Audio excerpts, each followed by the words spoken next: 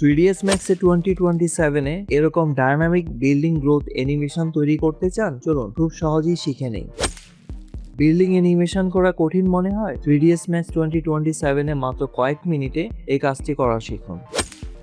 Housing block প্রজেক্টের part 29 এ স্বাগতম। আজকে আমরা বিল্ডিং গ্রোথ অ্যানিমেশনস দিয়ে এই প্রজেক্টটি জীবন্ত করব, মানে আমরা শিখব। আশা করছি আপনাদের ভিডিওটি অবশ্যই ভালো লাগবে, আর যদি ভালো লেগে থাকে তাহলে অবশ্যই লাইক করবেন এবং শেয়ার করে আপনার বন্ধুদের জানিয়ে দিবেন। আর আপনাদের মূল্যবান কোনো মতামত থাকলে অবশ্যই কমেন্ট করে জানিয়ে দিবেন। ভালো কেন লাগছে না বা না লাগলে অবশ্যই আমাদেরকে কমেন্ট করে জানিয়ে দিবেন। আর যারা এখনো চ্যানেলটি সাবস্ক্রাইব করেননি তারা সাবস্ক্রাইব করে নেবেন, যাতে আপনি লেটেস্ট আপডেটগুলো সহজে পেতে পারেন এবং সাথে সাথে বেল আইকনটি অন করে রাখবেন। তো ঠিক আছে, গত টিউটোরিয়ালে আমরা আসলে এই টিউটোরিয়াল সিরিজটি শেষ করেছিলাম, কারণ সবকিছু ঠিকঠাক ভাবে সম্পন্ন হয়েছিল। এই বোনাস টিউটোরিয়ালটি বলা যেতে পারে পরিকল্পিত ছিল না, কিন্তু মার্টিন আপনার সম্প্রতি যে স্ক্রিপ্টটি তৈরি করেছেন তার শেষ অংশটি আপনাদের না দেখিয়ে থাকতে পারলাম না। আগে যেমনটা উল্লেখ করা হয়েছে, মার্টিন হলেন আমাদের ইনহাউস স্ক্রিপ্ট গুরু এবং তিনি প্রায় সকলের নাস্তা বা কফির ফাঁকে মজার সব স্ক্রিপ্ট ডিজাইন করে কোড করে থাকেন। আপনারা চাইলে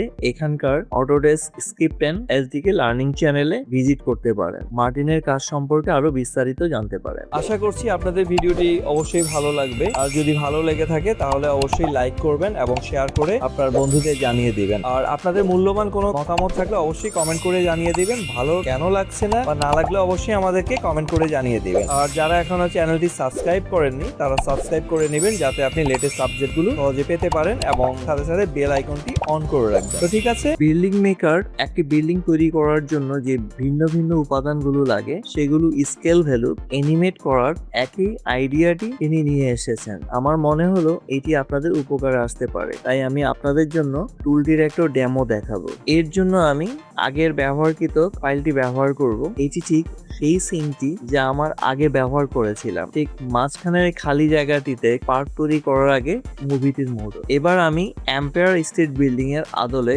একটি বিল্ডিং তৈরি করতে এবং একই জায়গাটি ব্যবহার করব। আমি এবার টেক্সচার নিয়ে ভাবছি না, কেবল ভলিউম নিয়ে কাজ করব। এর জন্য আমি সাধারণত রেক্টেঙ্গুলার 2D শেপ সমন্বিত একটি ফাইল মার্জ করার মাধ্যমে শুরু করব। ফাইলটির নাম ampere.max এবং এতে 6টি শেপ রয়েছে। এগুলো সঠিকভাবে এখানে বসে যাবে, তাই আমি বিল্ডিং মেকার চালু করব এবং আপনাদের শেখা ওয়ার্কফ্লো ব্যবহার করে এই 6টি শেপের উপর ভিত্তি করে লেভেল বা এলিমেন্টস তৈরি করব। একটু আগে যেমনটা বলেছি, আমি টেক্সচার নিয়ে মাথা ঘামাবো না, কেবল ভলিউমটি হাইলাইটস এবং সেখানে প্রয়োজনীয় সেখানে লেভেল নিয়ে কাজ করব। বিল্ডিংটি তৈরি হয়ে গেলে আমাকে শুধু বিল্ডিং এর বেসটি নির্বাচন করতে হবে, যার নাম সাধারণত লেভেল 001 হয়ে থাকে, এবং তারপর এনিমেট গ্রোথ স্ক্রিপ্টটি রান করতে হবে। এটি এই টিউটোরিয়ালের জন্য আপনাদের ডাউনলোড করা আর্কাইভের একটি অংশ।